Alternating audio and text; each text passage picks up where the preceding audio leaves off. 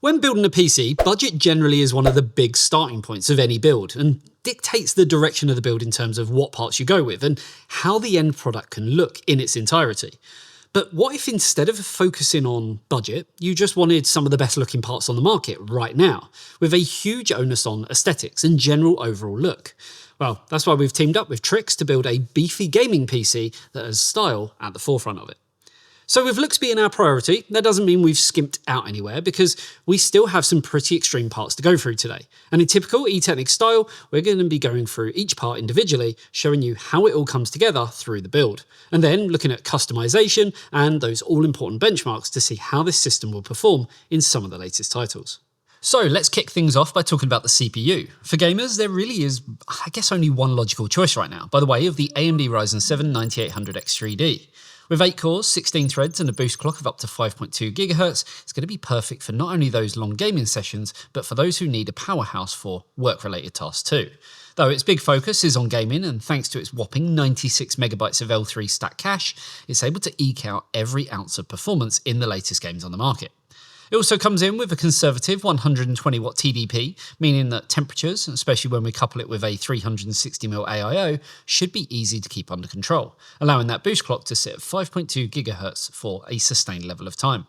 Side note that if you do want something with a bit more brute processing power, then AMD are releasing the rest of the 9000 Series X3D lineup, though if history has taught us anything, that if gaming is your focus, then the Ryzen 7 9800X3D should still be the processor of choice.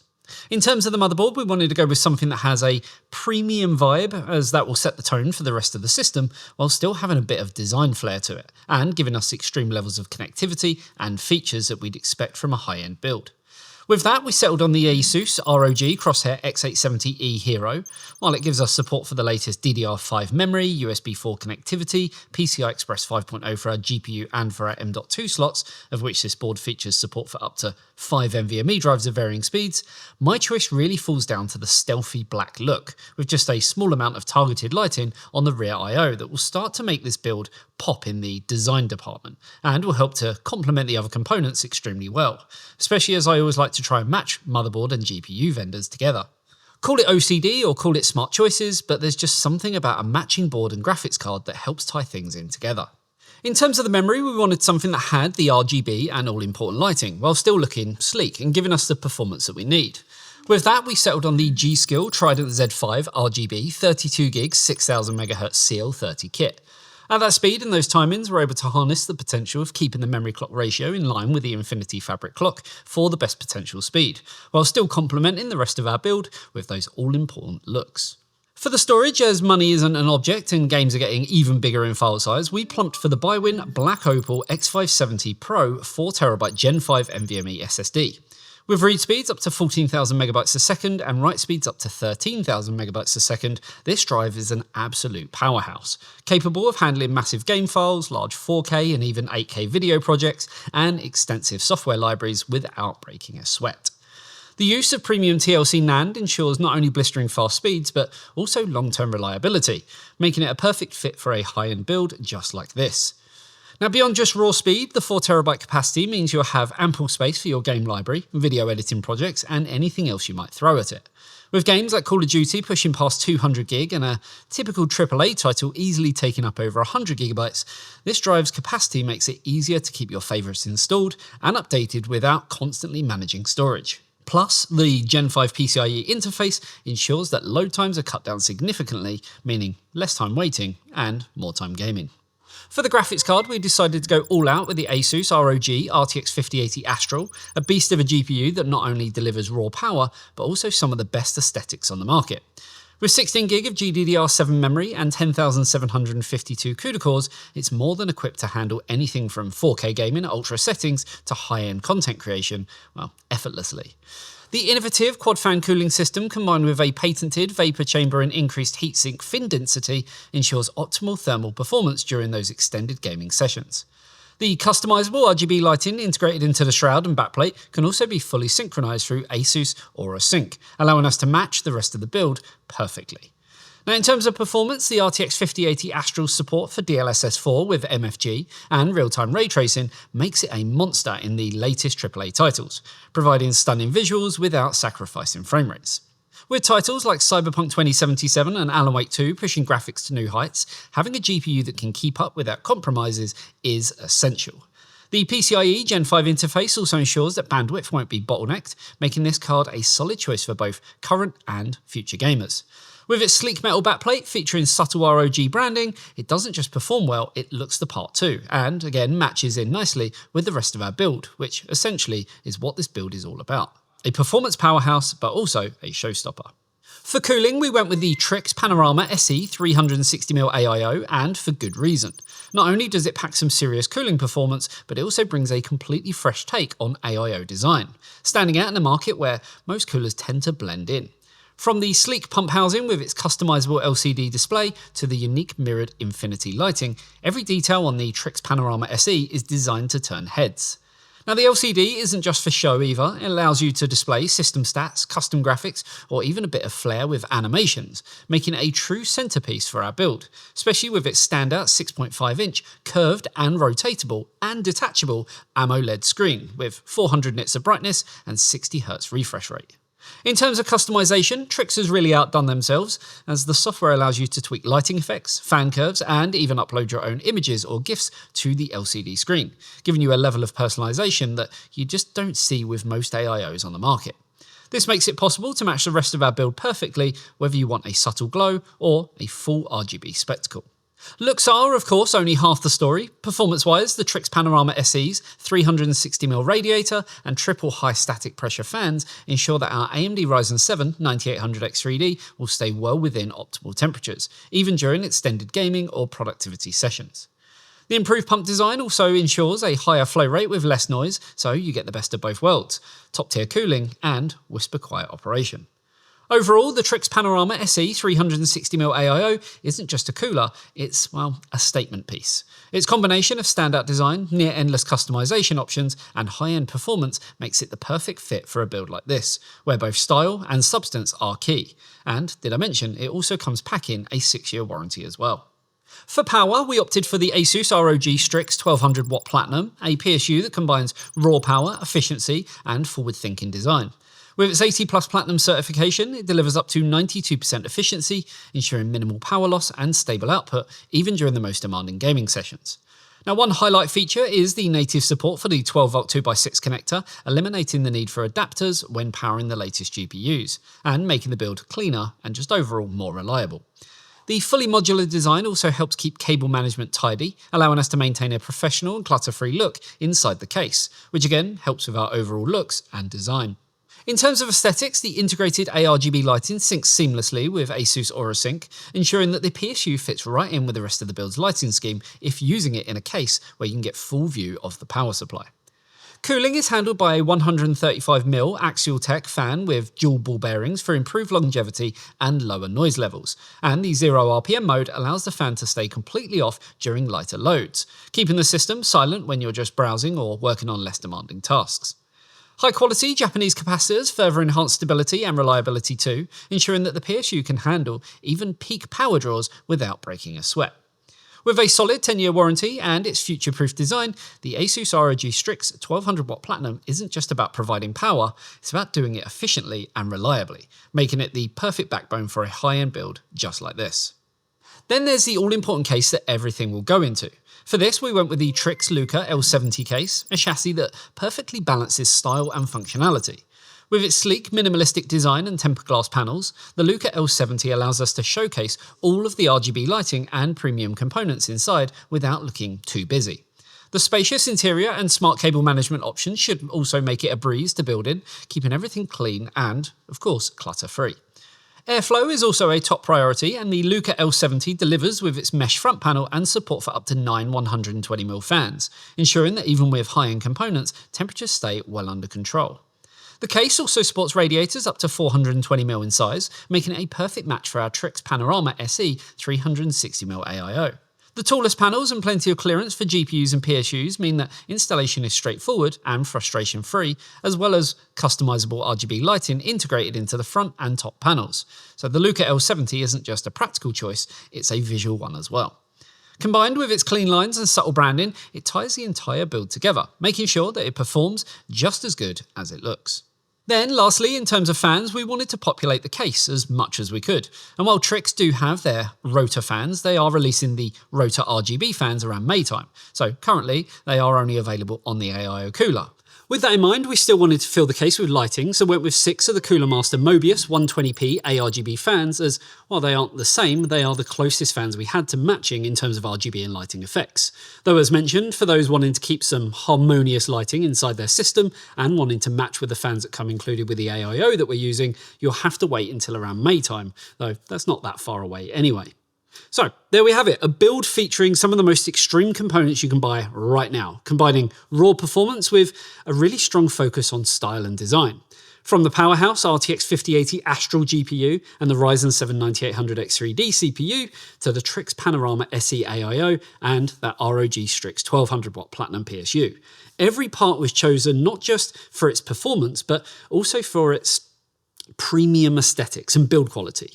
All of this is brought together in the TRYX LUCA L70 case, which will not only showcase the components beautifully, but also keep them cool and organised. This build isn't just about pushing frame rates, it's about doing it with style. So, with the parts out of the way, let's get into the all-important build. So as always, we want to build as much of the system outside of the case as possible. This just makes things easier down the line because you have a lot more room to kind of maneuver around when you're not restricted by the case itself. This, of course, means grabbing the motherboard, the all-important processor, our DDR5 memory kit, and that beastly 4TB NVMe drive. So with the board laid out on top of the box, we can simply lift the lever like so, pull this up, and then we can take our CPU, and it does have a little arrow on there, so it's just a matter of lining up the arrow on the CPU socket, pushing it down, putting that down like that, and then as we actually push the lever back down, it does just pop the cover off and leaves our processor nicely in place. Now for the memory and getting the very best performance, we want to use slots 4 and slots 2. And with DDR5, the notch itself is actually ever so slightly offset from the middle, so it can only really go in one way. And with a little kind of gentle force, you can push it down into place. And I guess straight away now we can actually get an idea as to how the build is actually starting to shape up, at least in terms of style. For the SSD, we're using the top slot for the very best speeds, and well, installing a drive couldn't be simpler, as this board features an M.2 Q release, as well as an M.2 Q latch system, which means we can put the drive in like that and just push it in. Even a baby could do it. Well, I mean, maybe not a baby, but well, you get the idea. Done. So that is the majority of the major components installed, and it's, well, taken us no time at all. Now, before we actually put the board into the case, it's always worth looking to see kind of if there's any prep work that needs doing for the AIO, because depending on the platform that you're using, and especially so with AMD, you sometimes need to remove these two brackets here, the retention brackets on the front. And in some cases, you may even need to remove the backplate and replace it with a supplied one. For this cooler, we do actually need to take the mounting brackets off of the front and install the relevant hardware from the TRYX cooler, which again just makes our lives a little bit easier when it comes to installing the cooler into the case, because well, that way we don't actually need to worry about the block kind of swinging around while trying to fight the motherboard bracket, along with, well, just in general, gravity not being on our side. So it's definitely easier to do that. Now, one cool thing with this is actually on the bracket, they do put CPU with an arrow. So you know that when you kind of get it into place like so, and you use the existing screws, you can just screw it down into place and you know you've got it the right way around. So with the brackets installed into place, we're now ready to put the motherboard into the case and look at getting things screwed down. Once that's done, we can get a kind of real sense of how the system's actually going to look, and more importantly, how much room we've actually got available to us for other components inside the system. And of course, where the AIO is going to go and where the rest of the fans are going to be installed too. So for the AIO, it's definitely, at least to me, a clear choice that it's going to go in the side. And well, I guess it just kind of makes sense, with space down the bottom for fans as well as 2 fans at the top. Now, this case is a little bit unique in the sense that It actually supports up to 9 fans and can take up to 8 140mm fans and then a single 120mm fan in the rear. Though you can actually move the power supply bracket to the bottom of the case if you want, which then swaps over the fan space at the bottom and replaces it at the top, which is, in my opinion, a novel way of doing things and something I don't actually think I've ever seen before. So, with the all-important AIO installed into place, I've not even talked about the best part of it yet, as that is, well, the CPU block, which, I mean, it looks like a pretty simple affair until you realise there's actually a detachable screen, which can be taken off and rotated round, offering up to 3 adjustable angles, depending on your build and kind of, well, what you're looking for. Now, the screen itself is massive. At 6.5 inches, featuring that curved AMOLED screen, which gives us a 2K 60Hz display with 400 nits of brightness. I honestly don't think there's anything else on the market that even comes close to this in terms of features and functionality. And we will be taking a look at exactly what it's able to do once we get the system, kind of, well, everything else installed and then booted into Windows. So, with the AIO now firmly installed into place, which was actually very easy to do, we can then look at populating the rest of our build with even more fans, because as we know, RGB makes everything look and, of course, perform better. Next up is the PSU, and the LUCA L70 case actually comes with an optional panel to kind of hide the PSU, which I guess if you're maybe rocking something a little older and a little uglier than the rest of your build, then you'll want to hide it. But in our situation, that is the furthest thing from what we want to do, as our PSU has actually got kind of quite a nice side on it with some kind of mirror effect. The only problem with it is, well, the fan is here, which means if we were to put it in our system, it's actually the wrong side. But I guess with the fact that we do have kind of this area at the top where we can exhaust things out of or bring the air in, it's not really too much of a deal breaker compared to other cases where you're going to be, I guess, spitting all of the heat into the main part of the system. Now, when building a PC, you do need to look at exactly what cables you're going to need. And, well, yeah, for us, we're going to need our 24-pin, like any system will need.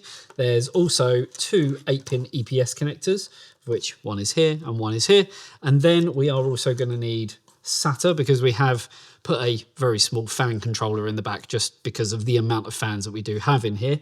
And then we're going to need the all-important 12-volt 2x6 connector, which actually does have this sort of slightly extra connector on there just for some extra safety precautions, shall we say.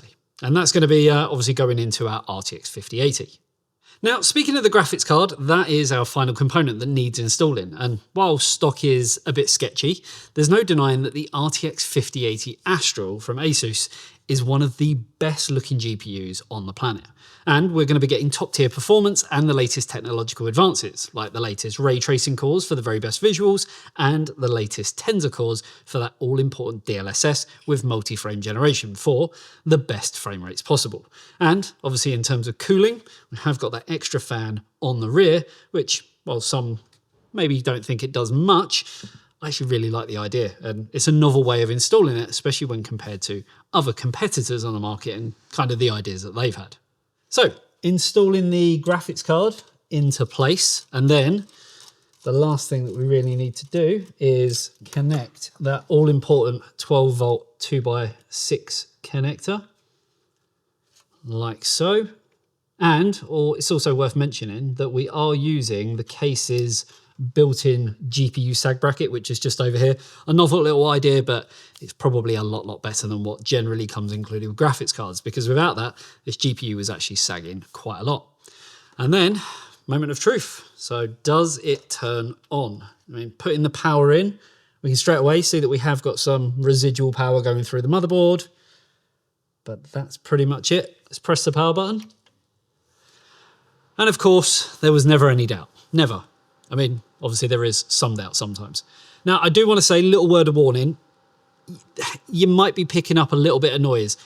It's actually from the Cooler Master fans at the bottom, or frankly, any fans that are going through the fan hub.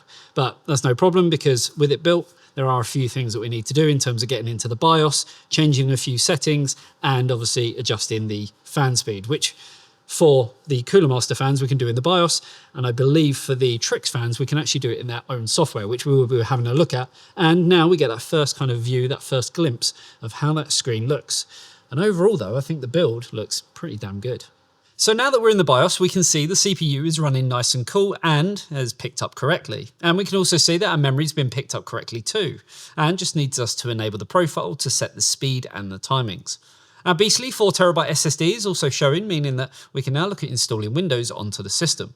But before we do that, we want to set our fans to run in the silent mode to eliminate the noise from them because, well, these Cooler Master fans are a little on the noisy side when running default. With Windows installed and everything set up and ready to go, it's about time we took a look at the software for the cooler itself.